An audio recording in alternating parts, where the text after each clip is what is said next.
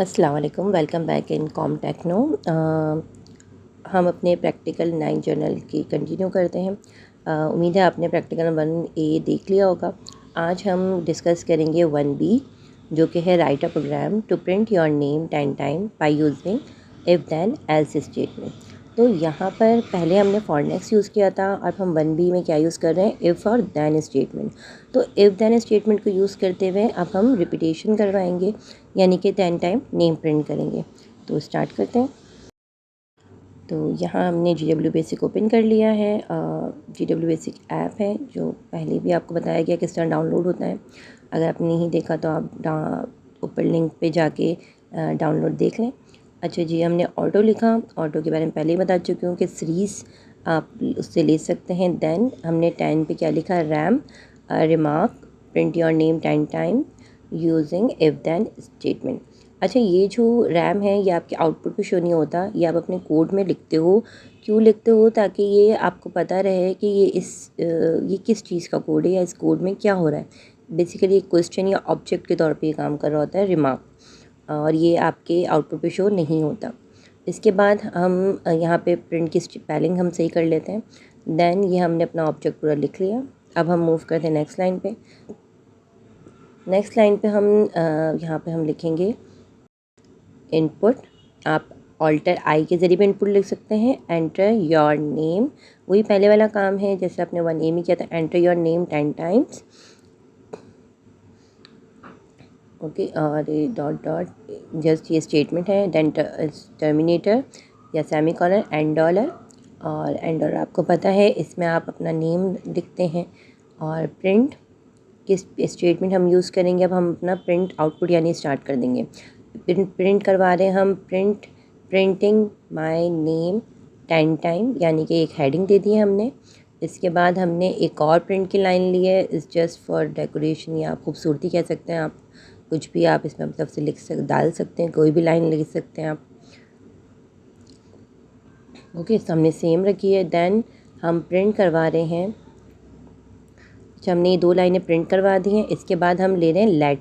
यहाँ पे हम एक फॉर्मूले को यूज़ कर रहे हैं क्योंकि इफ़ और देन की स्टेटमेंट को यूज़ करने को कहा है, तो हमने यहाँ पे एक सपोज़ किया है एक फार्मूला।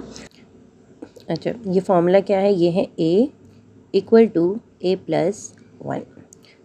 यहाँ पे हमने एक वेरिएबल सपोज़ किया है और उसको इनिशियल वैल्यू उसकी 0 है और उसके हम ऐड क्या करवा रहे हैं, 1। तो ये हमारी 10 टाइम प्रिंट कराना है ना, तो इसके ज़रिए हम 10 टाइम काउंटिंग प्रिंट करवाएंगे। तो अभी देखें A इक्वल टू A+1, यानी A की वैल्यू क्या हो जाएगी, 1।